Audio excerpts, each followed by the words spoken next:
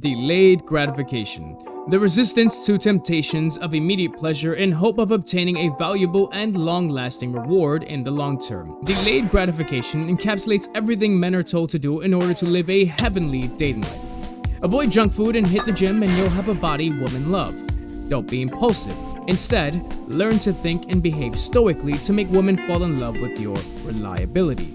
Instead of playing video games, go outside and face the fear you have of rejection, and pretty soon you'll find greater control of your romantic prospects. At the end of all this, is there really a valuable, long-lasting reward to be found for men when it comes to dating? Well, to examine this, I'd like to take a look at a quote. In the game Guilty Gear Strive, a quote plays at the start of every match. Mankind knew that they could not change society. So instead of reflecting upon themselves, they blamed the beast, heaven, or hell. Similarly, men know that they cannot change the nature of dating, and rather than reflecting upon themselves, many men choose to blame women and technology. But are these men wrong for blaming women? Well, it depends on your morals. This brings us to the last part of the quote. The question, heaven or hell? This question, at least on a subconscious level, has been asked and should be asked by many men when it comes to dating. Will you pick heaven and maintain a kind heart? Women, after all, are only human and are in a situation with us, even if their position may be more advantageous. Not all women use this advantage to negative effect. You should suspend judgment for each individual woman, even if most of them indulge in the degeneracies afforded to them by their advantage. After all, whenever the roles are reversed, men hate to be judged in accordance to what other men do. Remember this, experiencing bad things doesn't justify becoming a bad person. Just because you're judged in accordance to what others do doesn't mean you should judge others in the same way.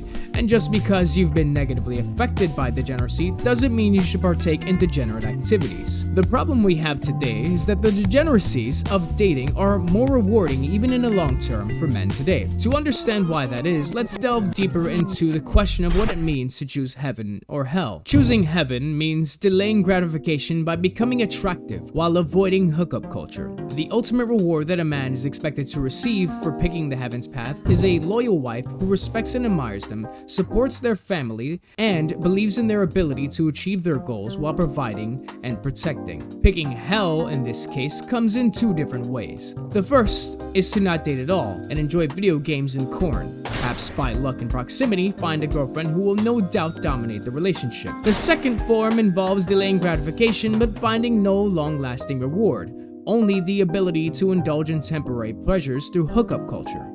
Sure, sex is still better than corn and video games, sometimes, but sex without a purpose is not fulfilling. It's just temporary fun until you disappear. So why not pick heaven? If you can thrive in hookup culture, surely you can attract the right woman and make her your wife, right? Not necessarily. The concept of finding a wife-material woman is misleading. I've mentioned before about how some roles in dating should be called into question. For example, is it really a man's job to approach women, or is it more so a man's job to be noticed? When it comes to finding the right woman, the truth is she doesn't exist. Women are, in fact, often loyal to men they believe in. So you have to ask yourself, are you the type of man that a woman can and should believe in? Something I should mention here is that being a man that women can believe in is the last part for a man to find a wife. But before he gets there, he must first be able to participate in dating to begin with. The first step a man must take to participate in dating is to become attractive. And according to data from most dating apps, only about 20% of men manage to achieve this. It's not an unreasonable standard to meet, but it's still a tough one. The main things a man can work on to improve his attraction, at least on these apps, is style, grooming, physique, and photography. And let's not forget the most obvious, subscribing to this channel and clicking the notification bell. Herein lies some of our problems. Improving style is expensive.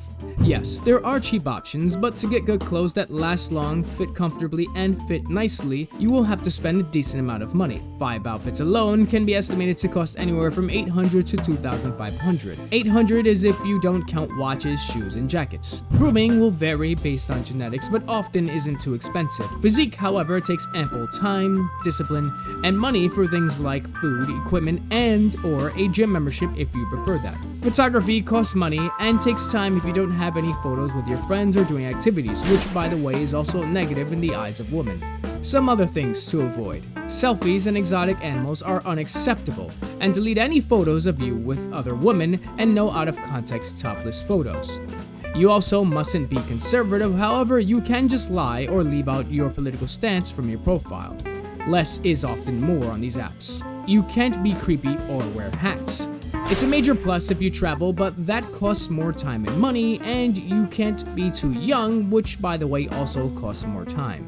Also, according to Hinge and Bumble, it's best to be 6 feet or taller, but you can't fix that, so just lie and set your height to 7 feet. Anyone that cannot catch on to the fact that this is an obvious joke is a fool, and their foolishness is not your problem. After you do all these things correctly, you will undoubtedly become a top 20% profile. You start to get matches, and you get no replies. Why is that? Well, if I'm generous, I'd say about 80% of the top 20% male profiles get replies, and 80% of those men get dates, and 80% of those men get laid or more. That means only about 10% of men are getting something worthwhile from these dating apps. Okay, but we're all about delaying gratification since we've chosen the heavens path. So we put in the work to become a part of that top 10% by getting a dog, which costs more money and time, and improving our text game. Did I mention that your profile becomes invisible if you don't buy premiums, which cost more money? Now you're in the top 10%. So what's your reward? Fun, but overall negative dating experiences. You'll find yourself dating women who have their profiles filled to the brim with the things they apparently hate the most.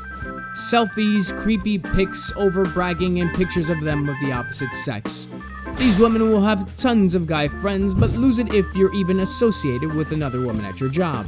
These women are not serious about marriage and often want you to be available whenever it's convenient to them, which may, by the way, conflict with the routine and lifestyle you've set up in order to become attractive to them in the first place. So in other words, you've delayed gratification, and your reward is the ability to partake in hookup culture and toxic, albeit fun, relations with women. In that case, let's consider meeting women off of the apps. After all, you've done all the work to become attractive, and you've been on a few dates while avoiding hookup culture, so you now also know how to talk to girls. Besides, we can't really call ourselves a reliable man if we can't even face our own fears of rejection. But where's the best place to find a wife?